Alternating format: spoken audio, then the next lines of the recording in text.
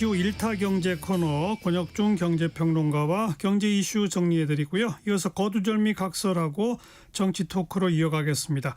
KBS 1라디오의 모든 프로그램 유튜브에서도 함께할 수 있습니다. 실시간 방송 보실 수 있고요. 정치, 경제, 사회, 문화 다양한 주제의 콘텐츠들 마련되어 있어요. KBS 1라디오 유튜브 채널 구독, 좋아요, 댓글 부탁드립니다. 토요일 2부 출발하죠.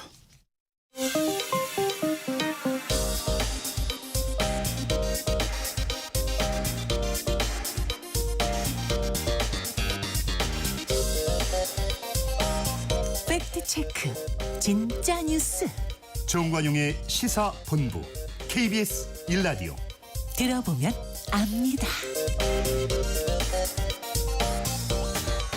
권혁중의 1타 경제입니다. 한미 관세 협상이 타결됐죠. 그 얘기 한번 해봅니다. 권혁중 경제평론가 어서 오세요. 네, 안녕하십니까. 네, 상호관세 25에서 15로 낮추는 데 합의했습니다. 일본하고 EU하고 같은 수준 어떻게 평가하세요? 이 많은 분들이 이제 이게 잘한 거냐 못한 거냐 이렇게 좀 의견이 갈리는 것 같습니다. 근데 객관적으로 본다 그러면 선방했다. 저는 그렇게 이제 평가를 해보고요. 일단 제가 가장 관심 있게 본 게 바로 그 비관세 장벽 중에서 이 농산물 시장에 대한 추가 개방. 그러니까 워낙 미국 쪽에서 너무 강하게 압박을 하고 있어서 그걸 막아냈다. 네, 이걸 막아냈거든요. 그래서 저는 이런 부분은 굉장히 잘했다. 그런데 근데 논리가 그렇잖아요. 그러니까 미국이 뭐 호락호락해서 뭐 우리가 그렇다고 했죠. 뭐 광우병 파동이 있었던 그 사진을 들고 가서 이 정도다 지금. 그래서 30개월 이상 소고기 우린 수입 못한다라고 얘기를 했는데. 뭐 미국 쪽에서 뭐 그러냐 이러면서 뭐 감성적으로 받아들였겠느냐는 거죠. 전혀 그렇지 않고 제가 봤을 때는 철저하게 이제 계산을 했을 겁니다. 그러면 이거를 미국 쪽에서 양보한 대신에 미국은 뭐를 계속적으로 요구했을까라고 본다 그러면 자동차 관세에 대해서 계속적으로 이제 압박을 했을 거라고 봐요. 그러니까 우리는 농산물 지켜내고 대신에 이제 자동차 관세에 대해서 EU와 일본과 똑같이 지는 거죠. 사실 우리가 12.5%가 맞거든요. 왜냐하면 우리는 제로일 때 일본이 2.5였는데 맞습니다. 우리는 12.5고 일본이 15인 게 맞는데 맞죠. 똑같이 15가 돼버렸다. 네, 똑같이 15가 되니까 사실상 우리가 2.5%를 사실 더 준 거거든요. 그러니까 제가 봤을 때는 이렇게 농산물 시장을 지켜내고 대신에 이제는 자동차 관세에 대해서 미국 쪽으로 유리하게 좀 갔다. 예. 네, 저는 그렇게 평가를 해봅니다. 근데 우리 청취자분들 가운데 아직 이거 모르시는 분들이 많아요. 이름이 상호관세잖아요. 맞아요. 그래서 우리가 미국에 물건 팔면 15% 관세를 매기니까 네. 우리가 미국에서 사오면은 우리도 15% 관세를 매기겠지. 아니에요. 네, 맞습니다. 우리는 제로예요, 계속. 네. 그게 왜 상호예요, 근데? 근데 이게 그것도 이제는 뭐 시각에서 이제 얘기가 많이 나오고 있는데 이게 우리만 그런 게 아니라 모든 나라가 네, 모든 나라가 지금 똑같이 돼 있습니다. 그래서 이제는 사실상 이게 과연 상호겠느냐라고 보는데 근데 뭐 다른 나라도 똑같다 보니까 이게 뭐 우리에게 손해겠느냐라는 이제는 목소리가 계속 나오는 거죠. 미국이 상호라고 이렇게 부르는 건 뭐냐면 자기네가 적자 보고 있는 나라들, 무역 적자. 무역 적자 보고 있는 나라들은 적자를 줄여야 되니까 너희들은 관세 내야 돼. 네. 이래야 상호성이 맞아. 이 논리거든요. 네. 그래서 그러니까 미국 관점에서 너무 이렇게 사실상 돌아가다 보니까 이게 불만이 있으신 분들 굉장히 좀 많은 미국의 거죠. 대통령 하나 잘못 뽑아놓으니까 전 세계가 이 난리예요, 그냥. 맞습니다. 공감합니다. 아무튼 자동차는 그렇고 네. 또 나머지는 15인데 아직 뭐 반도체, 의약품 이런 거 안 정해졌죠. 네, 근데 이것도 어쨌든 뭐 다른 나라보다 나쁘진 않게 하겠다라고 했다면서요? 네, 이걸 우리가 최혜국 대우라고 좀 표현을 하는데요. 이거는 뭐 무역 용어 중에서 기본 규범에서 쓰이는 용어들입니다. 그게 뭐냐 그러면 그냥 쉽게 설명드리면 만약에 미국이 일본한테 뭐 반도체 관세 뭐 예를 들어서 15% 했어. 그러면 우리도 똑같이 15%를 해줘야 된다. 그러니까 최혜국 대우라는 건요. 똑같이 최대한 낮게 해준다. 나쁘지 않게 해준다. 그래서 최고 대우를 해준다. 그런 뜻입니다. 그래서 이거를 이제 약속을 받아냈거든요. 네. 반도체랑 이제 의약품 같은 경우. 근데 미국 입장에서는 그럴 수밖에 없어요. 우리나라 반도체 없이 어떻게 가져 만듭니까? 예. 그리고 뭐 트럼프 대통령이 공약 시절에 후보 시절에 공약했던 게 의약품 싸게 공급할게 국민들에게. 의약품 관세 때리면은 그렇죠. 약간 올라가잖아요. 예. 그러니까 이거는 뭐 어쩔 수 없이 알겠어요. 그렇게 갔다 이렇게 생각을 해봅니다. 그런데 트럼프 대통령 SNS를 보면 한국은 미국산 자동차와 트럭, 농산물 등을 네. 받아들이기로 했다라고 썼어요. 근데 우리는 농산물은 아니라고 그러고 네. 뭐가 맞는 거예요? 이게 그러니까 저는 어떻게 생각했냐면 어차피 우리나라 시장은요. 미국산 농산물 99.7% 개방돼 있거든요. 네. 그다음에 미국의 5대 농산물 수입국 중에 한 나라가 우리나라입니다. 네네. 이미 다 개방이 돼 있어요. 다만 쌀하고 네. 뭐 소고기 손쉽게. 일부 뭐 한 5가지인가만 네, 안 맞습니다. 된다면서요? 예, 그 품목만 짱 우리가 맡고 있는 건데 예. 그러니까 사실상 개방돼 있는 나라에 뭐 트럼프 대통령 입장에서는 뭐 한국에 더 뭐 개방하기로 했다라는 거는 제가 봤을 땐 본인의 치적을 높이기 위해서 아니 이미 개방된 나라인데 개방을 하겠다라는 예, 게 예. 그래서 저는 본인들의 이제는 치적을 위해서 던졌던 말이다라고 판단해 보겠고 우리나라는 완고하게 아니다라고 얘기하고 있거든요. 예, 예. 그래서 아마 뭐 추후에 모릅니다. 뭐 갑자기 트럼프 대통령이 말이 달라질 수는 있어도 현재 우리의 정부의 공식적인 입장은 추가 개방은 없다라는 것이 이제 팩트다. 여러 차례 확인했죠. 맞습니다.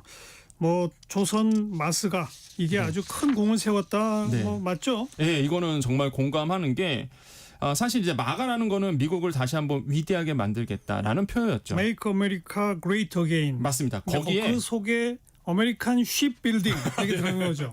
그렇습니다. 그래서 슈빌딩이라는 게 조선업이라는 뜻인데 이 조선업을 다시 한번 부강하게 만들어 줄게라고 우리가 제시를 한 겁니다. 그래서 아마 이거 키워드 워딩 만든 사람 상 받을 것 같은데 그러죠, 맞아요. 잘 만들었죠, 되게. 예. 그래서 미국이 가장 원했던 게 조선업이었는데 이걸 우리가 해줄게라고 얘기를 했고 이게 이제 설득이 된 거죠. 그래서 이제 분위기가 굉장히 좋아졌다라고 이제 나오고 있는데요. 예. 그래서 미국 입장에서는 지금 본인들의 이제는 MRO 사업이라고 해서 함정이라든지 구형 선박들을 어떻게 정비할까 이게 고민인데 그렇죠. 이거를 이제는 현지에 있는 미국에 있는 하나오션이 이게 필리조선소를 가지고 있는데요. 작년에 인수를 했는데 여기에서 또 MRO가 될 가능성이 굉장히 커졌어요. 그래서 하나오션이라는 주가가 엄청 뛰었거든요. 예, 그러니까 예. 이런 것도 맞물려 있다 해서 조선업이 큰 역할을 했다 이렇게 평가해 봅니다. 네. 이제 우리 권혁중 평론가가 굉장히 곤혹스러울 질문을 제가 계속 던질 거예요. 네. 아마 제가 계속 질문 던져도 전부 아마 모릅니다밖에 안 나올 거예요. 어떤 건데? 총 3,500억 달러를 투자한다고 했잖아요. 네네. 몇 년도까지예요? 없습니다. 이거. 없죠. 예. 1,500억은 조선업이죠. 맞습니다. 나머지 2,000억은 어디예요? 없어요. 없죠. 네. 어디에? 몇 년도까지? 그게 안 나오는 상태죠. 그 이게 무슨 약속이에요? 앞으로 100년 뒤까지 하면 뭐 하나만 하잖아요. 맞아요. 이게 뭐 이런 약속이 다 있어요? 그러니까 이게 사실 굉장히 모호성을 좀 가지고 있는데 아마 이제는 앵커님께서 이제 정확히 알고 이제 물어보신 거잖아요. 이게 딱 날짜가 정해지지 않았어요. 그래서 트럼프 대통령이 아니, 무슨 날짜도 그렇고 네. 분야도 안 정해졌어요. 네. 또 하나 또 물어볼까요? 네네. 이미 삼성전자, 현대차가 미국에 짓기로 확정되어 있는 투자 있잖아요. 맞습니다. 그건 2,000억에 들어가요, 안 들어가요? 그것도 안 정해져 있습니다. 그러니까 아는 게 없어요. 그래서 이게 지금 관세가 2천억 달러, 그 다음에 이제는 말씀하실 때 1,500억 달러가 조선업인데 네. 요것만 딱 정해진 상태고 이제 우리나라 이런 얘기를 해요. 그 2천억 달러라는 거는 결국에는 정부가 보증서 주고 왜냐하면 기업들이 미국에 투자하려고 그러면 본인 자금 100% 갖고 갈 수가 없거든요. 미국 금융기관에서 돈 빌리는 거라면서요. 네, 거기에 빌리면 보증서 준다는 보증서 주는 거죠. 예. 그래서 그런 용도로 우리는 그게 2천억 무슨 투자예요? 그런 용도로 우리는 하겠다라고 이제 얘기한 거고 그래서 트럼프 대통령이 본인의 SNS상에 그런 얘기를 했습니다.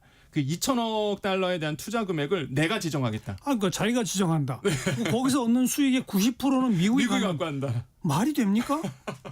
그래서 지금 우리가 이래서 어떤 얘기가 나오냐면 야 그러면 2주 후에 한국과 미국의 정상이 만나는데 그때 이제 아마 이 구체적인 금액에 대한 내용이 좀 정해지지 않을까. 에이, 말도 안 돼요. 이렇게 얘기가 지금 나오고는 있습니다. 지금 네. 일본하고는 우리보다 훨씬 앞서서 결정을 했잖아요. 네. 일본도 아직 그 정해지지 않았어요. 5,500억 달러가 어느 분야에 네. 어떻게 몇 년도까지가 아직 문서가 없어요. 네, 맞습니다. 그래서 애매모호하게 지금 보호성만 있고요. 이런 부분들이 지금 뭐 유럽도 그렇습니다. EU와 협정도 같은 내용이었고 그래서 이렇게 이제 흘러가고 있습니다. 네. 참 희한한 무슨 저런 합의가 다 있습니까? 모르죠. 그러니까 사실 이게 안 알려진 내용이 있을 수도 있다고 저는 그런 생각을 해봐요. 에이, 아니에요. 네.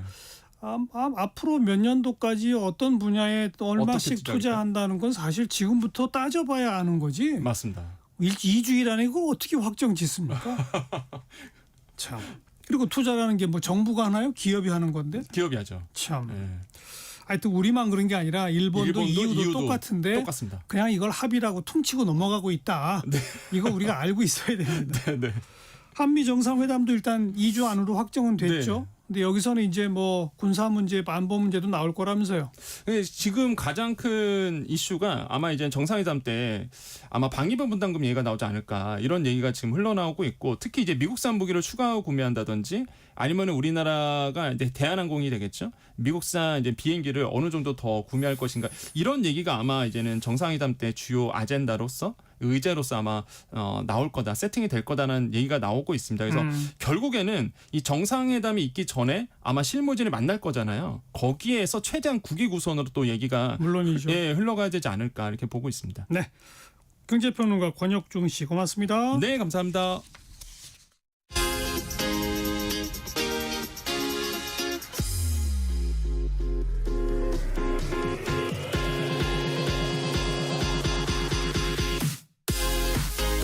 대한민국 시사의 중심 토요일 일요일 낮 12시 10분 KBS 1라디오 정관용의 시사본부.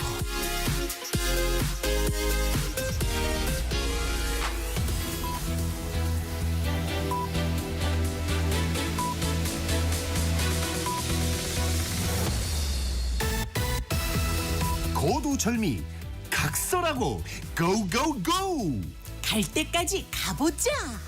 정관용의 시사본부. 주요 정치 이슈들 거두절미하고 알맹이부터 토론해보는 거두절미 각설하고입니다. 더불어민주당 법률위원회 부위원장 지내신 장윤미 변호사, 국민의힘 대변인 지내신 송영훈 변호사 두 분 오늘도 나오셨습니다. 어서 오세요. 네, 안녕하세요. 네, 안녕하세요. 네, 전반부 공통질문, 금주의 뜬 인물, 진 인물. 먼저 뜬 인물 장윤미 변호사. 전반부에서도 이제 구체적으로 다뤘습니다만 전 대한민국 협상단이 상당히 그래도 성과를 냈다라는 생각에 좀 국민의 한 사람으로서 마음을 좀 쓸어내렸고 자다가 눈을 뜨니까 협상이 완결됐다. 그러게요. 그리고 15%로 마무리가 됐다라고 했을 때 일단 한번 가슴을 쓸어내리고 뭐 강론에 대해서도 평가가 있어야 되겠습니다만 산자부 장관 인터뷰에서 진짜 피 말리는 줄 알았다라고 하더라고요. 왜냐면 협상단이 우리 그냥 25% 밀고 나갈 테니까 그렇게 알아라라고 하고 미국 측이 막 자리를 뜨고 했을 때 정말 피 말린다는 얘기를 듣고 그랬겠구나. 구윤철 장관도 진짜 전쟁 같은 협상이었다 이런 얘기를 듣고 이런 분들이 진짜 애국자구나라는 생각도 들면서 좀 그 성과를 예. 좀 국민의 한 사람으로서 평가하고 싶어서 꼽아봤습니다. 네. 송영훈 변호사 뜬 인물. 예, 김동관 한화그룹 부회장입니다. 네.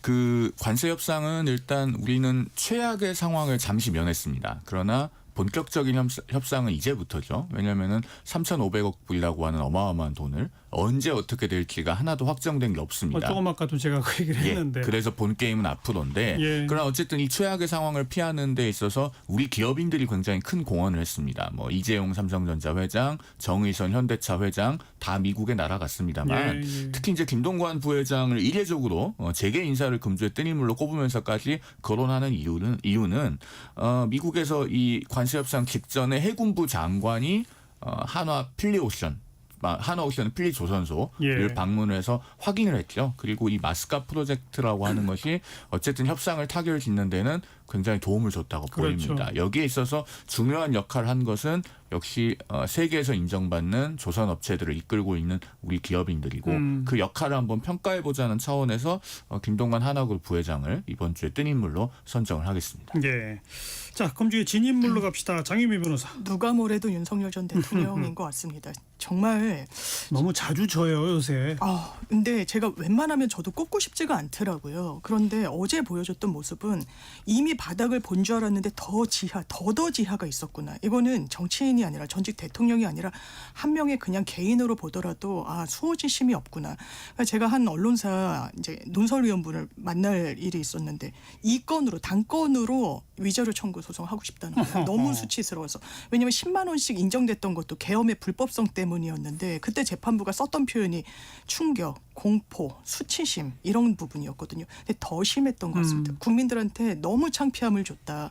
그것도 저는 그래서 더워서 옷을 탈의하고 있다가 한 줄 알았는데 그게 아니라 집행관들이 오니까 집행을 위해서 오니까 옷을 탈의했다는 거고 형사소송법 주석서를 보면 강제 집행이 어려운 사안의 하나로 탈의한 가능 나체인 상태가 적시가 돼 있다는데 이걸 알고 그런 건지 아니면 극우 유튜버에서도 이거 옷을 벗고 있으면 우리가 안 붙잡혀 간다라는 코치 아닌 코치가 있었다는데 그걸 들어서 그런 건지 정말 창피하기 그지없습니다. 송영훈 변호사 진인물. 네, 행동으로 국민을 민망하게 한 윤석열 전 대통령이 있었다면 말로 매일같이 국민을 민망하게 만들고 있는 분이 있습니다. 바로 최동석 인사혁신처장이죠. 이분은 아직까지 자리를 지키고 있으면서 매일같이 새로운 과거의 언행이 발굴되고 있습니다. 그리고 이런 논란이 있다는 것을 본인도 잘 알고 있으면서 이번 주 화요일 국무회의 석상에서 유명해지고 있어서 죄송하다. 그러게요. 이런 장난 같은 말을 남겼어요. 그런데 그것도 모자라서 최근에 그 발굴된 이분의 과거 발언 중에는 2020년 그 윤미향 전 민주당 의원, 그러니까 정의기억연대 대표를 하면서 이 위안부 할머니들과 관련된 돈을 횡령한 혐의로 크게 문제가 됐었죠. 대법원에서 유죄 확정 판결도 받았는데 이 사람을 두둔하기 위해서 이용수 할머니와 같은 위안부 피해자들을 거론하면서 피해자가 절대 선은 아니다, 횡설수설에 가깝다, 문재인 정부를 흠집내기 위한 수작이다.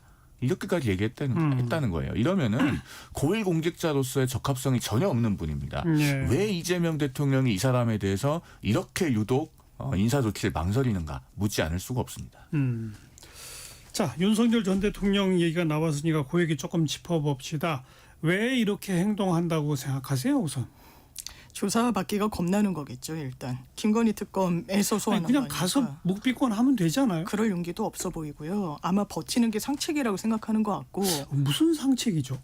그러니까 본인이 했던 말과도 상치돼서 저도 이게 어떤 전략인지조차 사실 모르겠는데 본인이 법과 이 수사 과정에는 정정당당하게 임하겠다는 취지로 여러 차례 이야기도 했었어요. 그런데 조사 자체가 본인이 불리하게 되고 진술을 한 번 하면 그게 다 꼬이거든요. 왜냐하면 자신의 지시 명령을 하달받고 이행했던 사람을 거짓말쟁이로 몰아야 되니까요.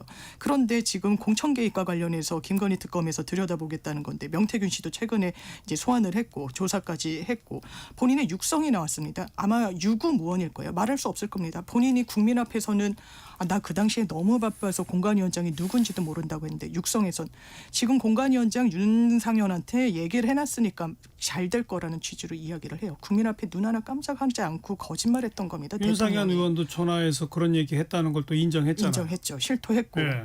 그러니까 지금 본인을 향해서 죄어오는 상황에 대한 타개책이 이런 소동을 일으키고 정치적으로 그나마 정말 얼마 남지 않은 이런 윤석열 대통령의 지지층을 참. 소구하는 게 아닐까? 그게 아니라면 이런 행동은 사실 법적으로 유리하지도 좋지 않거든요. 송 변호사는 이해가 돼요? 정치적 의도가 매우 다분하게 있어 보여요. 무슨 정치적 의도인지도 모르겠어요. 왜냐하면은 자 일단 윤 전 대통령은 본인의 가장 주된 혐의가 법정형이 사형 무기징역 무기금고입니다. 무기징역은 감형을 해도 형법상 징역 10년에서 50년이에요. 그러니까 사법적인 절차 내에서는 본인이 희망이 없다고 판단하고 있을 가능성이 대단히 높습니다.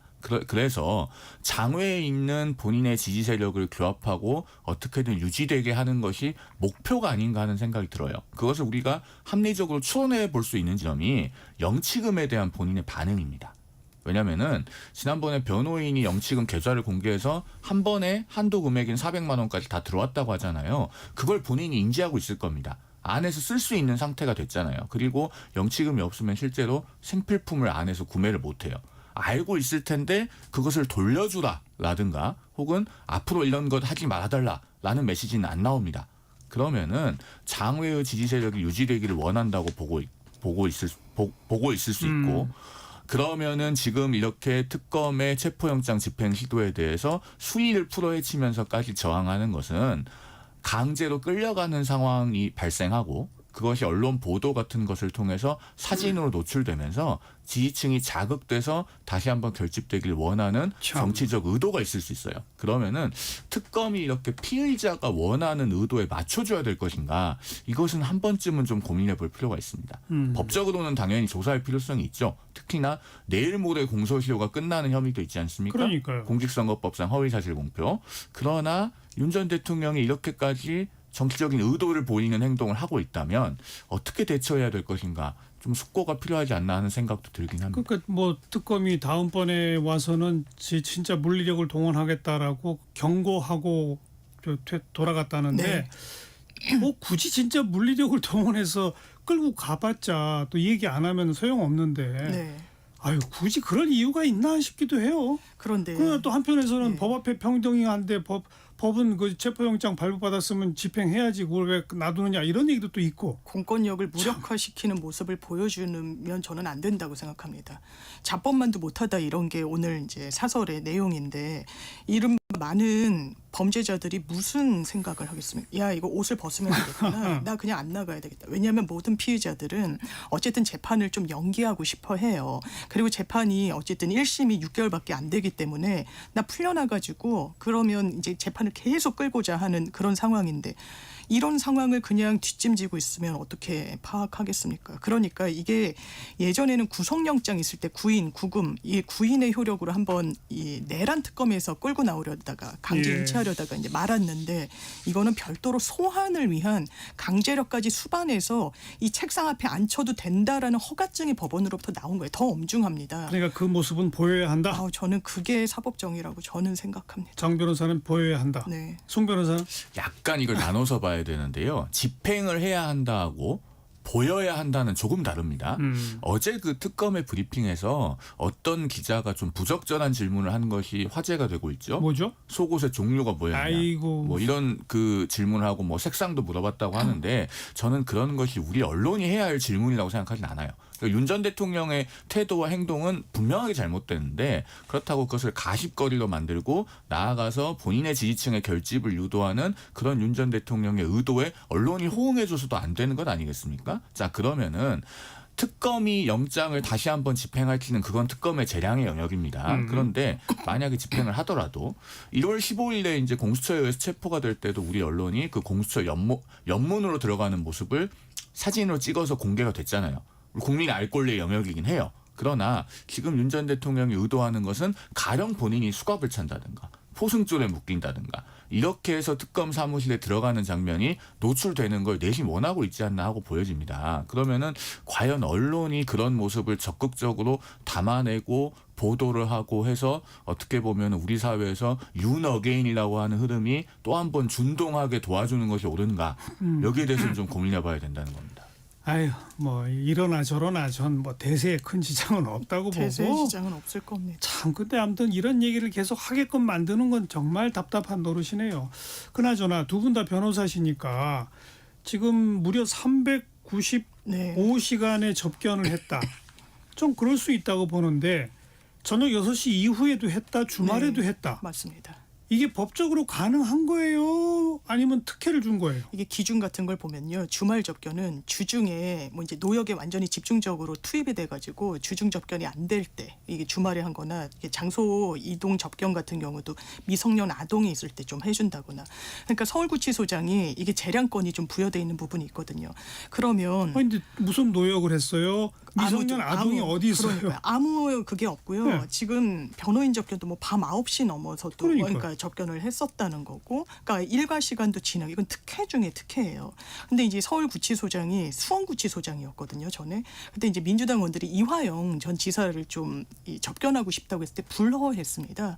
별건으로 조사가 이제 이루어지고 있으니까 만나는 것 자체가 부적절하다는 거예요. 이게 본인 판단이 있었던 거예요. 지금 395시간이라는 시간도 상당히 문제인데요. 만났다는 사람이 348명입니다. 여기는 정진석 전 실장이 들어있고요. 강희구 전 부속실장이 들어있어요. 그러면 이 사람들 어떻습니까? 같이 피해자성을 갖고 있어요. 예. 공범의 성격이 있습니다. 말을 맞추고 왜냐하면 이렇게 장소 이동을 하면은 아무래도 시간 제한이나 이런 게 일반 접견과는 다르고 말을 맞추거나 뭔가 증거인멸을 지시하거나 했을 가능성이 매우 매우 농후한 겁니다. 대단히 부적절하고요. 그러니까 이제 사람들 반응을 보면 여기도 어쨌든 에어컨이 상당히 잘 가동돼 있다는 거고 당연히 변호인 일반 접견실도 이제 에어컨은 있습니다. 변호인 접견실은. 그러니까 이거 국민 세금으로 이런 지원을 하면 안 된다는 격앙된 반응들이 나오는 거고 이거는 서울구치소가 진짜 문제가 있다고 저는 생각합니다. 그러니까 구치소장의 특혜 부여다. 한마디로 그거예요? 통계를 우리가 좀 정확하게 나눠서 봐야 되는데요. 아까 그 395시간이라고 하셨나요? 그 숫자는 윤 전 대통령이 구속이 2번 됐죠. 네. 1월 15일부터 3월 8일까지 체포 시점부터 시작 기산해서 그때 구속됐을 때의 접견 인원수와 시간 그리고 최근에 재구속돼서 접견 인원수와 시간이 모두 합쳐진 것으로 알고 있습니다. 예. 그리고 1차 구속 당시에는 현직 대통령의 신분이었기 때문에 뭐 경호상의 이유 등등 해서 일반적인 접견이 제한되지 않았어요. 그래서 뭐 권성동 의원, 권영세 의원, 나경원 의원 이런 사람들 다 서울구치소에 들어가서 윤 전 대통령을 만나고 오고 했지 않았습니까? 그건 이미 언론에 다 보도됐기 예. 때문에 새로운 사실은 아니에요. 그리고 이제 재구속된 뒤에는 이틀 만에 특검이 신속하게 가족과 변호인 이외에 대해서는 접견 제한 조치를 취했습니다. 그러면은 이제 변호인 접견권이 혹시 남용되고 있는가 이걸 좀 그러니까요. 따져봐야 될 텐데 특히 저녁 시간이나 주말 이런 거 말이에요. 그런 부분에 대해서는 세부적인 통계를 한번 봐야 되겠죠. 한 번에 들어갈 때 인원이 몇 명이 들어갔는가. 그래서 몇 시간씩 접견이 이루어졌는가. 그래서 주중에 했던 것만으로 부족하다고 보기 어려운데 이것이 일반 수용자에 비해서 특혜성으로 발생을 했는가를 좀 면밀하게 살펴봐야 된다고 생각합니다. 그러니까 법무부 장관 휘하잖아요. 구치소장이면. 네. 그럼 빨리 딱 이미 파면된 후 재구속 상태에서 특혜가 아니면 가능하지 않은 야간에 이 접견을 허용했다? 이건 문책성 아닌가요? 완전 문책성이고요. 왜 자꾸 빨리 안 하죠? 그 부분에 대해서는 제가 정확한 통계를 알지는 못하는데 어허. 만약에 특혜성이면은 뭐 지금 민주당 정부에서 정성호 그러게요. 장관이 법무부 장관이잖아요. 왜 안 하고 있는지 합당한 조치를 취하겠죠. 아마 그 통계에 대해서 좀 더 확인해봐야 될 것으로 생각이 들고 어쨌든 우리 사회에서 이 특별하게 접견권이 남용되는 일은 없어야 됩니다. 최근에도 우원식 국회의장이 조국 전 법무장관을 특별 접견했잖아요. 특별 접견이라고 하는 건 일반적인 접견실에서 칸막이가 있는 게 아니고 아예 방이 따로 있습니다. 예. 거기서 심지어 안아볼 수도 있어요. 그런데 우리나라 의전서열 2위인 입법부의 수장이 조국 전 장관을 특별 접견하면서 그러면 사면을 위한 다리를 놓는 것이 아니냐 이런 의구심이 나오고 있는 상황 아니겠습니까? 그러니까 이건 진영을 떠나서 수용자는 똑같이 수용자로서 처우가 되는 것이 맞다라는 말씀을 드리고 싶습니다. 네. 네, 통계를 면밀히 살펴볼 필요도 없이요. 일반 그런 변호인들이 변호인 접견을 야밤에 주말에 할 수 있냐? 전혀 할 수 없습니다. 그런 예. 부분과 관련해서 이 구치소장이 계엄 후에 그리고 탄핵되기 이전에 이 인사 조치가 된 분이에요. 영전을 한 사람인데 법무부 장관이 빨리 인사 조치를 해야 되는 부분이 있고 그리고 윤석열 전 대통령에 대한 강제 집행도 이게 법무부의 관할 아닙니까? 법무부 장관이 그러니까요. 주무부처 장관이고 이 부분에 대해서도 어떤 사법 체계에 그리고 공권력의 엄정함을 보여줘야 됩니다. 근데 송 변호사의 지적이 하나 일리가 있는 게 대통령 신분을 유지한 1차 구속 당시에 야간이나 주말에 접견이 허용됐다면 그건 또 한번 뭐 백보를 양보해서 눈 질끈 감을 수 있다. 근데 재구속된 탄핵당한 이후 재구속 상태에서 야간이나 주말에 접견이 있는지는 확인해 봐야 한다. 그건 뭐 일리가 있네요. 근데 그거 확인하는데 시간이 5분이면 되거든요. 그런데 지금도 계속 접견은 엄청 하고 있다라는 거 아닙니까? 그러니까 그게 이제 주말이나 야간에도 하고 있는지 그건 뭐 5분이면 확인할 수 있는데 맞습니다. 법무부 장관이 아직 조치가 없다는 건 제가 볼 때는 재구속 이후에는 혹시 그런 건 없는 거 아닌가? 이건 아직 퀘스천 마크입니다. 그러니까 더 빨리 확인해서 좀 추가 보도가 좀 있어야 할 것 같고. 이상민 행안부 장관 전 장관이 구속됐습니다. 국무위원 가운데는 이제 다 발뺌하더니 결국 구속영장이 발부가 된 첫 사례고 한덕수 전 총리도 곧 구속하겠다는 입장이죠 지금. 완전히 그런 신호로 보는 게 맞을 그죠? 겁니다. 논리 구조가 상당히 유사하고요. 나 단전단서 문건 못 봤다. 멀리서 봤을 뿐이고 그럼 소방청장한테 왜 전화를 했냐? 그냥 그 계엄의 안정과 관련해 가지고 그냥 당부를 했을 뿐이다. 근데 소방청장이 그러지 않았어요. 바로 밑에 각급 그 지방 소방청장들에게 단전단수를 하라는데 뭐 한겨레, MBC 이런 곳을 하라고 하더라. 소방인 우리가 이걸 할 수 있냐라고 물었다는 겁니다. 매우 구체성을 띠고 있어요. 다 부인한 겁니다. 그런데 CCTV에 문건을 막 검토하고 있는 게 나온 거예요. 문건을 들고 나오고 이상민 행안부 장관이. 예. 그러니까 거짓말을 했다라는 게 매우 유사한데 한덕수 전 총리 이 구조가 사실상 동일해요. 나 계엄 선포문도 못 받고 나 부랴부랴 가가지고 국무회의에 했는데 그러게요. CCTV는 완전 다른 상황을 얘기하고 있었거든요. 구속의 가능성이 매우 높겠죠. 둘 다. 그러니까 국무총리의 대통령 권한 대행까지 하셨던 분이고 대선까지 나오려고 했잖아요. 그러면은 일단 특검에서 다시 부르기 전에 그리고 구속영장이 청구되기 전에 국민 앞에 본인이 알고 있는 바를 소상하게 정직하게 털어놓는 것이 국민에 대한 마지막 예입니다. 네. 그런 솔직한 말을 통해서 하면서 본인의 책무를 다할 때 그 다음에 대해서도 뭔가 논할 수가 있는 거예요. 이런 네. 기회마저 놓치고 그대로 구속되면은 역사에 본인이 어떻게 기록될 것인가를 지금 한덕수 전 총리께서도 무겁게 생각하셔야 될 것이다라는 아주 말씀드립니다. 그 쉬운 용어로 편하게 뭐 제가 해석하는 바는 그러니까 계엄하겠다라고 하니까 상보 물론 한덕수 이상민 장관은 잘 모르겠어요. 뭐 아주 핵심이니까 뭐 한덕수 등등이 이건 안 됩니다. 이거 하면 안 됩니다. 이 정도 말하다가 그래도 해야 돼 하니까 뭐 그럼 할 수 없죠. 뭐 저도 돕겠습니다 식으로 바뀐 게 아닌가. 그게 합리적 추론 같습니다. 그게 아니고서는 그런 거짓말들을 할 리가 없고. 근데 정말 상식적 판단으로 이거는 계엄 안 됩니다. 이거는 그 국회 해제도 곧 될 것이고 군인도 명령 안 따를 것이고 성공할 수가 없습니다. 나는 이거 절대 협조할 수 없습니다. 나 사표 내겠습니다 정도 해야 되는 거 아니에요? 그랬던 국무위원은 없었죠. 그러니까요. 그러니까 결국은 나머지 사람들은 전부 다 뭐 전혀 몰랐다, 처음부터 반대했다 말만 그렇지 사실상은 그냥 묵시적 방조. 뭐 맡은 바 보직에서 별로 할 일이 없는 사람은 묵시적 방조고 할 일이 있는 사람은 할 일을 했다는 거죠.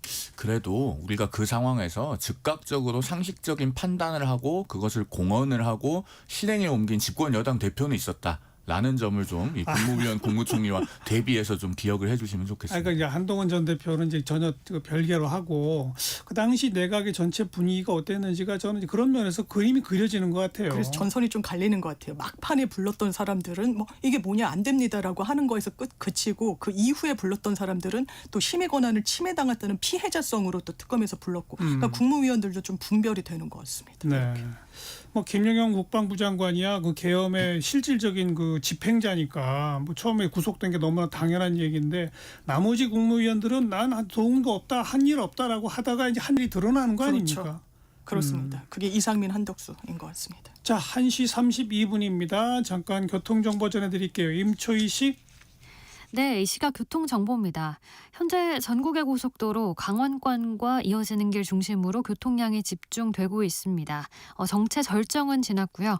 남양주부터 양양까지는 요금소를 기준으로 2시간 50분가량 걸립니다. 서울 양양고속도로 양양 쪽 남양주 요금소에서 서종까지 13km 구간 정체고요. 더 가서는 춘천 분기점 그리고 홍천 휴게소에서 내촌 부근까지 주춤합니다. 영동고속도로 강릉 방향은 문막 휴게소에서 만종 분기점까지 밀리고요. 이후에는 원주에서 새말, 또 횡성 휴게소에서 동둔내 하이패스까지 각각 길게 정체입니다. 더 가서는 면원에서 봉평터널까지 제속도 못 내고요. 오늘 고속도로 서울 방향 정체는 오후 4시에서 5시 사이 절정을 보이겠습니다. KBS 교통정보센터였습니다.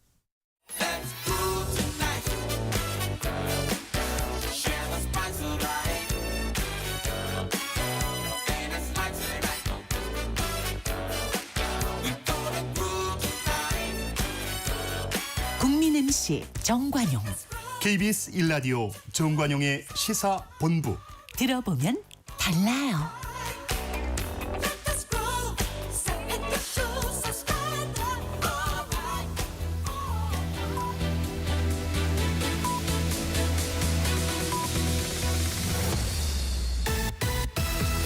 고두절미 각설하고 고고고. 갈 때까지 가보자. 정관용의 시사본부. 매주 토요일 2부 거두절미 각설하고 더불어민주당 법률위원회 부위원장 지내신 장윤미 변호사, 국민의힘 대변인 지내신 송영훈 변호사 두 분과 함께합니다. 후반부 공통질문 금주의 핫한 한마디. 장윤미 변호사.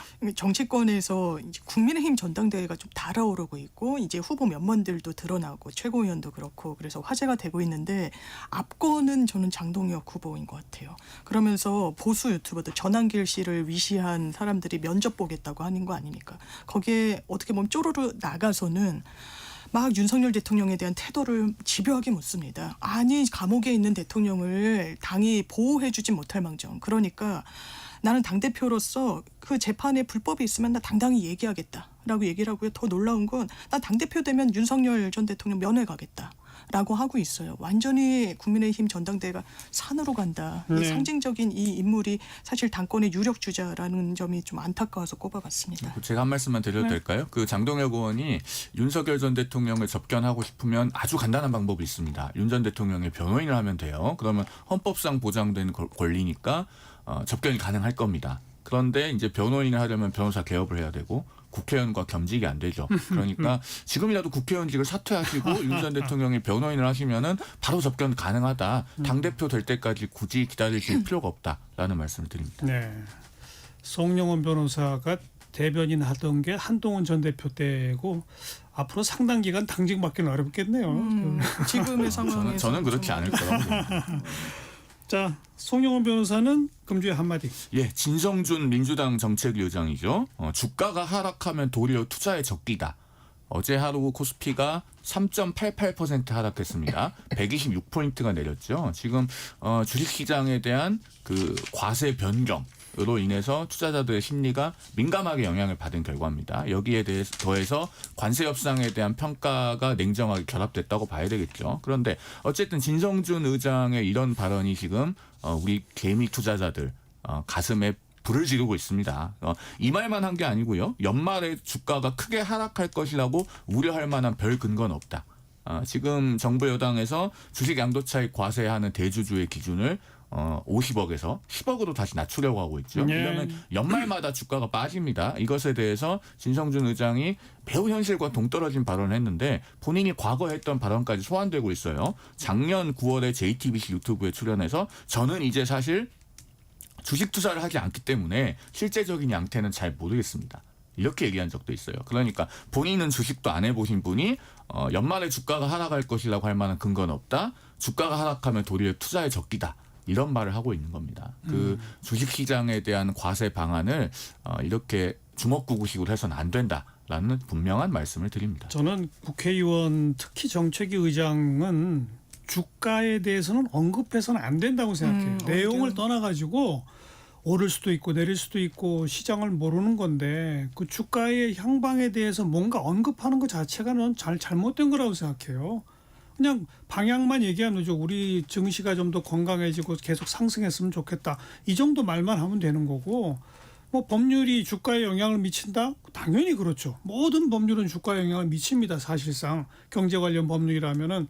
근데 그 법률에 대해서는 법률의 취지와 사회적 필요성과 뭐 예상되는 문제점 이 정도만 말해야지 그것이 주가에 어떻다 이건 잘못된 거라고 생각해요. 아마 야당이 상법 개정안 이제 움직임 때문에 그것 때문에 지금 주식이 하락세다라고 이제 총 공세를 펴니까 이제 좀 방어할 필요성이 이제 여당으로서는 있어서 그런 게 아닌가로 해야 될지는 그렇다 손도 특히 집권 여당의 정책의장은 특히 주식 시장에 대해서는 구체적 언급을 좀 자제했으면 좋겠다 저는 그런 생각입니다. 근데 증권거래세 개편이나 주식 양도차익 과세 기준 변경이나 이런 것에 시장이 영향을 받은 것이 아니라면 그야말로 어제 4% 가까운 하락폭은 그 전체가 관세 협상에 대한 냉정한 시장의 평가다 이렇게 볼 수밖에 없습니다. 그러니까 민주당에서 어느 쪽을 말씀하셔도 득이 되지 않기 때문에 사실 여기에 대해서는 시장의 반응을 겸허히 받아들이고 또 과세 방안에 대해서는 잘못된 걸 되돌리는 것이 맞다라고 말씀드립니다. 그나저나 오늘 지금 조금 있으면 시작될 그 더불어민주당 집권 여당의 전당대회 얘기는 두 분 다 아무도 얘기를 안 하네요. 약간 관심 밖에 왜 관심 밖이에요? 일단 근데 누가 된다라고 딱 단정하기는 좀 어려운 부분이 있는 것 같고요. 왜냐하면 대의원이랑 그 일반 여론조사 비율이 상당히 높습니다. 이제 그 부분에서 박찬대 후보 캠프에서는 우리가 선전할 걸로 보인다. 이제 표 셈법으로 봤을 땐 뭐 그래서 근데 누가 돼도 큰 변수가 안 되기 때문에 그러게요. 그런 것 같고요. 이제 국민의힘은 누가 되느냐에 따라 완전 출렁일 예, 거기 때문에 예. 그래서 관심을 더 하는 누가 것 봐도 같습니다. 큰 변수가 안 되는 것 같은데요. 왜냐하면은 정청래 의원이나 박찬대 의원이나 이번 전당대회 캠페인 과정 내내 당내의 강성 권리당원에게 영합하는 모습만 보여줬습니다. 그 강성 권리당원에 영합하는 것이라 함은 서로 경쟁적으로 국민의힘의 국고보조금을 박탈하겠다거나 혹은 뭐 국민의힘의 정당 해산 심판 청구를 국회가 결의해서 정부가 제소할 수 있게 하겠다거나 예. 또는 국민의힘 국회의원 45명에 대한 제명촉구 결의안을 내겠다거나 이런 것이거든요. 그런데 민주당이 강선우 여가부 장관 후보자 청문회 과정에서 드러났던 얼마나 을을 위한 정당으로서의 좌표로부터는 멀어져 있는가 하는 문제에 있어서 다시 민주당의 건강성을 회복하기 위한 방안은 거의 논의된 것이 없습니다. 그래서 누가 되거나 차이가 없다고 보는 것이고 뭐 한 20분 있으면 결과 나오겠습니다마는 아니요. 결과는 한 5시쯤 돼야 나옵니다. 이제 만 3시간여가 있으면 예. 나오겠습니다마는 그 누가 당선될지를 굳이 묻는다면 그래도 정청래 의원이 더 우세하지 않겠나 이렇게 보여집니다. 아무튼 관심 별로 없는 건 맞죠? 왜냐하면 국민의힘에서 이런 말씀하셔도 잘 그 울림이 없는 거예요. 워낙에 지금 윤석열 전 대통령에 대해서 뭐라고 얘기하고 있습니까? 관세 협상에 대해서도 일본이 그 기간 내내 협상할 때 우리 어떻게 했습니까? 대통령이 없었어요. 탄핵당하고 거기에 대해서 한때 그래도 집권 세력이었다면 진짜 죄송하다고 하고 전당대회에서도 이 국민 눈높이에 맞출 최소한의 노력을 해야 되는데 아무 얘기도 안 하고 그냥 정파적으로 모든 걸 그냥 민주당 탓을 하고 욕을 하고 그러니까 국민 선택 못 받는 겁니다. 아니 민주당 탓을 하는 게 아니라요. 자연스럽게 관세 협상 말씀을 좀 드리면 예. 이 협상은 지금 협상의 끝이 아니고 새로운 시작입니다. 그렇죠. 앞서 제가 서두에서도 말씀드렸지만 3,500억 불을 누가 언제까지 어떻게 무슨 조건으로 낼지는 아무것도 정해진 게 없어요. 예. 그럼 앞으로가 협상의 시작인데 지금 민주당이 자화자찬할 계제는 전혀 아닙니다. 그리고 일본도 15%, EU도 15% 우리보다 먼저 미국이 낮춰줬어요. 관세를 얻는 것이 미국의 진정한 목적이면 애초에 25%를 걸어놓고 협상도 안 합니다. 즉 15%는 미국이 내심 낮춰주려고 목표했던 선이고 그 반대급부가 중요한 거예요. 그렇죠. 얼마나 하는 투자를 어떤 조건을 얻어내느냐. 여기에 있어서 일본은 5,500억 불을 약속했는데 일본은 우리보다 GDP 규모가 2.5배입니다. 그럼 우리는 한 2,200억 불 정도 됐어야 대등한 협상이에요. 그런데 3,500억 불이면 훨씬 더 많은 숫자 아닙니까? 이런 것만 봐도 성공한 협상으로 보기는 어렵다. 덧붙여서 말씀드리면 미국이 작년에 무역 적자를 가장 많이 본 국가는 중국, EU, 그다음 3위가 멕시코입니다.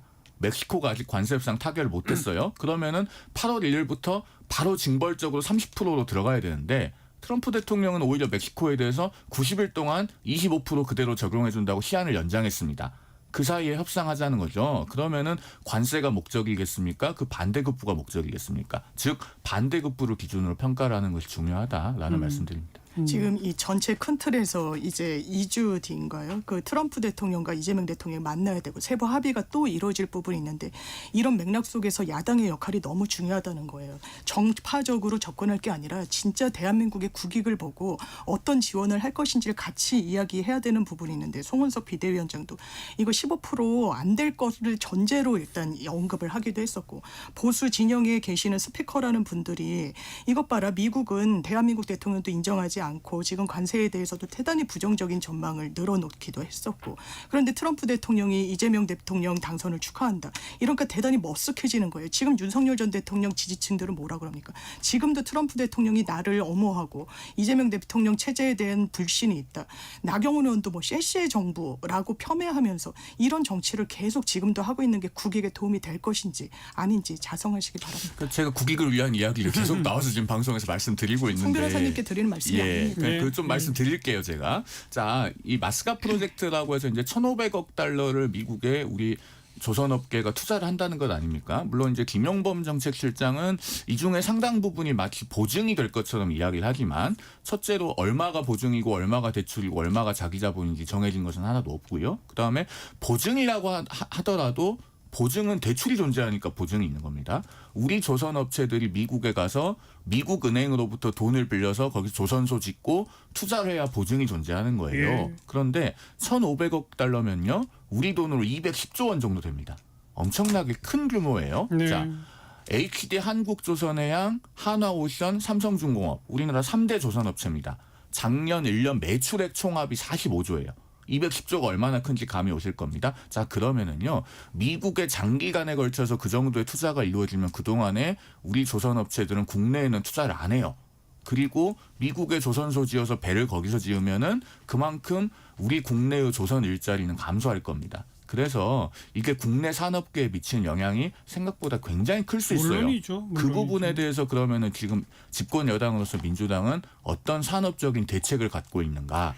조속하게 거기에 대해서도 앞으로 답이 나와야 됩니다. 예, 앞으로 이제 그 미국하고 더 논의해서 협상하고 구체적으로 문서화시키고 해야 할 과제가 너무너무 많이 남아 있고, 그 다음에 또 지금 얘기하신 것처럼 미국 현지에서 생산하면 관세가 없으니까 이번에 관세 15% 합의를 떠나서 아무튼 전반적으로 미국이 보호무역주의를 취하는 한 미국 현지 투자는 늘어날 전망이 있을 것이고, 그렇게 되면 국내 산업의 공동화에 대한 우려는 분명히 해야 되는 것이고 그에 대한 대책도 세워야 되는 것이 맞는 얘기고, 또한 동시에 다른 한편에서 말하면 지금 뭐 EU도 일본도 한국도 미국에 엄청난 투자를 한다고 그러잖아요.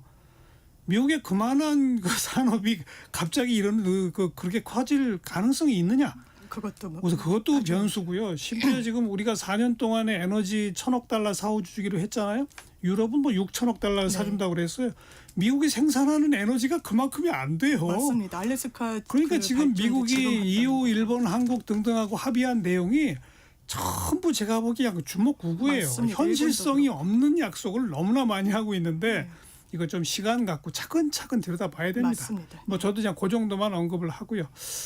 자, 국민의힘 전당대회 지금 이제 5명 나섰는데 뭐 찬탄 반탄파가 2대2고 주진우 의원은 중립이라고 그러는 중립 맞아요? 글쎄요, 본인이 중립을 표방하고 있는데 어떤 노선을 걷고 있는지가 사실 조금은 불명확한 측면도 있다고 생각합니다. 물론 국민의힘의 전당대회 구도가요, 과거 회기적으로 뭐 탄핵 찬성이냐 탄핵 반대냐 이런 식으로 회귀하기보다는 쇄신이냐 현상유지냐 개혁대 수구냐 이렇게 짜여지는 것이 저는 맞다고 생각합니다. 그리고 앞으로 당을 어떻게 이끌어 가겠다고 하느냐에 따라서 그걸 분류하는 게 맞다고 생각을 해요. 그러나 아직까지 주진우 의원의 메시지가 조금은 불분명한 측면이 있지 않나 해서 좀 지켜보는 입장이 있습니다. 5명 중에 이제 컷오프해서 4명으로 줄인다면서요? 네. 뭐 자연적으로 주진우 의원이 빠지면 되겠네요.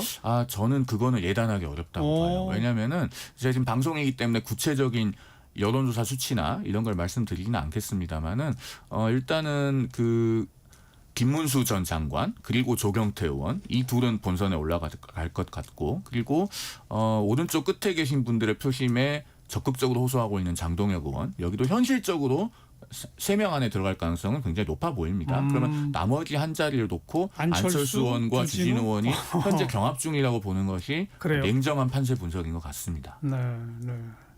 주진우 의원은 찬탄 반탄이 아니라 방탄파 아닙니까? 그러니까 사실 나오는 게 초선 의원이잖아요. 전당대회 왜 나왔을까? 그 맥락을 보면 본인에 대해서 800-7070 법률비서관과의 통화 내역 나왔으니까 그 부분에 대한 수사할 수 있다라는 특검발 일단 그 발언이 나오겠다고 하니까 기자들도 제 첫 일성 질문이 그거던데요. 방탄하려고 나왔습니까? 그거를 본인이 부인하고는 있습니다만 저는 실질적인 출마 의도와는 무관하지 않다고 생각합니다. 근데 주진우 의원 같은 경우는 저는 그 사실관계에서는 조금 중립적으로 보고 있는 편입니다. 왜 그러냐면 예를 들어서 그 삼부토건 의혹 관련해서 당시 주무장관이었던 원희룡 전 국토교통부 장관은 의혹이 제기된 지 상당 기간이 지나도록 구체적인 입장을 내놓지 않았어요. 그런데 거기에 비해서 주진우 의원은 그 문제의 800-7070 그 통화 시각이 한 44초 정도 된다고 하고 본인은 그것이 부속실과의 통화였을 것이다라고 굉장히 구체적인 입장을 명징하게 밝혔습니다. 그게 사실인지 아닌지는 앞으로 수사를 통해서 가려봐야겠습니다만은 적어도 반응의 속도가 굉장히 즉각적이고 구체적인 입장을 자세히 본인 SNS에도 게재를 하고 있다는 점에서 봤을 때는 아직 좀 더 지켜볼 만한 대목은 있지 않나라고 생각이 되어집니다. 결국에 가면은 그럼 뭐 김문수, 조경태 양강 구도로 좁혀지는 거예요? 어떤 거예요?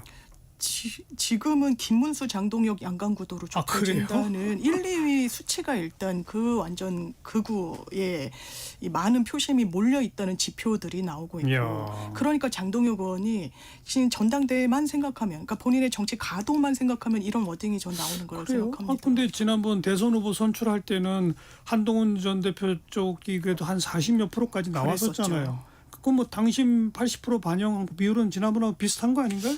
저번 그 대선 경선 때는요. 당심 5, 민심 5입니다. 거의 당심 5였어요. 예, 이번에는 8대2거든요. 그러니까요. 당대표 선거기 때문에. 그래서 이 5대5와 8대2의 차이는 생각보다 굉장히 큰 엄청 것이요. 크죠. 엄청 예를 들어서 어떤 후보가 당원 투표에서는 5%를 뒤쳐졌다라고 하면은 5대5 비율일 때는 당연히 여론조사에서 5% 앞서면 대등해집니다. 예. 그러나 8대2가 되면 그렇죠. 당심에서 5% 뒤쳐졌을 때 그걸 만회하기 위해서 여론조사에서는 20%를 앞서야 되거든요. 그러니까요. 지금 민주당 전당대회도 마찬가지인 것이 충청 영남 합해서 지금 정청래 의원과 박찬대 의원이 63대 37 정도 되죠. 예. 25% 정도 차이가 나는데 민주당은 권리당원 투표가 55%고 여론조사가 30%예요.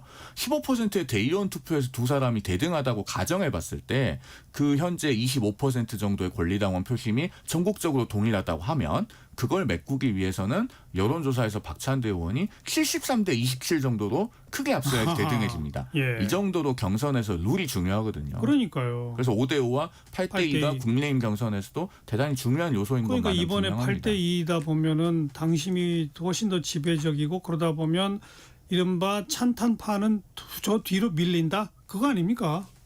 찬탄 반탄으로 구분하기보다는 제가 앞서도 말씀드렸듯이 뭐 개혁대 수구, 뭐 쇄신대 현상 유지, 저는 그렇게 표현하고 싶습니다. 어쨌든 당의 변화와 쇄신을 적극적으로 추동하고자 하는 분들은 더 열심히 좀 힘을 내야 되고, 또 지금 약간 당 전당대회에 대해서 관심이 멀어진 보통의 건강한 상식을 가진 당원들, 네. 그분들이 투표에 적극적으로 임하도록 독려할 필요가 있다. 저는 그렇게 생각합니다. 왜냐하면 그럴 필요가 있다는 얘기는 지금 그쪽이 열세라는 걸 인정하시는 거잖아요. 라기보다는 장동혁 의원의 어제 동선을 보면요, 국회의원회관을 쭉 돌아요. 그건 무슨 의미가 있냐면요, 예를 들어서 한 당협에 책임 당원이 3,000명 있다고 가정했을 때 그중에 국회의원이 움직일 수 있는 당원은 사실은 일정한 비율에 국한됩니다. 그럼에도 불구하고 의원회관을 쭉 돌면서 의원들에게 스킨십을 한다는 것은 국회의원이 움직일 수 있는 당원들이 이번 전당대회 투표의 책임 당원 중에 상당수에 이르고 자발적으로 온라인으로 가입했다든가 이런 당원들이 많이 관심권에서 멀어져 있다는 분석을 하고 있는 것으로 우리가 추론해 볼 수 있어요. 그러면은 그 장동혁 의원이 추구하는 것과 다른 결과를 원하는 후보들은 어떻게 해야 되겠습니까? 그래서 아무튼 송영원 변호사는 당직 맡기가 당분간 어렵겠다라고 아까 얘기한 거. 당직을 맡는 게 사실 보수가 건강하게 나가는 걸 텐데요. 그 민주당 입장에서는 아까 최인호 전 의원 인터뷰에서도 얘기했는데 국민의힘 전당대회가 이렇게 흘러가는 게 반갑지 않으세요? 저는 아닌 것 같습니다. 정말 아니에요? 대한민국 민주주의는 양날개로 날아야 되는데 너무 예. 국민의힘이 이런 표현 죄송합니다만 망가지니까 그 반대급부도 민주당이 앉는 거예요. 더 강성 목소리, 왜 강성 경쟁을 하겠습니까? 이런 당은 정말 가만두면 안 된다는 게 민주당원들 사이에서 너무 높아지는 거예요. 그게 궁극적으로 건강한 방향인가? 그러니까 보수를 아끼는 분들이 그래도 당원들이 한덕수 단일화해서 후보 교체하려고 했을 때 집단지성으로 막아주지 않았냐, 그걸 한번 기대해보자라고 합니다만 지금 윤석열 대통령 이 국면에서 건강한 당원들도 많이 이탈했다는 거 아닙니까? 더는 국민의힘을 지지하고 싶지 않다라는 이유로. 그러니까 1, 2위가 어떻게 보면 극우, 강성으로 일변도로 가는 거예요. 이거는 정말 저는 한동훈 대표가 나왔으면 더 좋았겠다고 생각하고 뭔가 쇄신의 기회를 본인이 좀 마련했으면 좋았겠다는 생각이 들고, 이거 그래서 만약에 김문수, 장동혁 이런 결과가 나오면 같이 갈 수 있을까요? 저 없을 거라고 생각합니다. 제가 짧게만 말씀드리면 같이 못 가면 탈당, 분당? 그렇게라도 정치적 결기를 보여줘야 되지 않을까요? 짧게만 좀 덧붙이고 네. 싶은 말이 있는데요. 국민의힘이 진통을 겪고 있기 때문에 민주당에서 강성 목소리가 힘을 얻고 있는 것이 아니라요, 우리가 현재와 미래에 대해서 할 말이 적을 때 과거 이야기를 많이 하게 됩니다. 오늘 토론에서도 윤석열 전 대통령에 관한 이야기를 많이 하다 보니 정말 우리가 먹고 사는 문제, 죽고 사는 문제에 있어서 중요한 관세 협상이나 한미동맹의 변화 같은 문제는 거의 이야기하지 못했잖아요. 그런 것에 관해서 컨텐츠가 부족할수록 자꾸 과거를 이야기하고 상대당을 때려서 예. 국민의 눈을 가리고자 하는 것이 정치의 속성입니다. 지금 민주당의 흐름은 그런 영향이라고 저는 알겠어요. 생각합니다. 자, 전당대회 분석까지 여야 다 한번 짚어봤습니다. 오늘 거두절미 각설하고 여기까지 할까요? 더불어민주당 법률위원회 부위원장 지내신 장유미 변호사, 국민의힘 대변인 지내신 송영원 변호사 두 분 수고하셨어요. 고맙습니다. 감사합니다. 다음 주 8월 9일 토요일 또 8월 10일 일요일에는요, 낮 12시 10분부터 1시까지 진행되는 일부 시간에 광복 80주년 특집 다큐멘터리 고려인이 방송될 예정입니다. 많이 기대해 주시기 바랍니다. 아바의 Take a Chance on Me 들으시고 내일 뵙죠. 안녕히 계세요. If you change your mind on the first day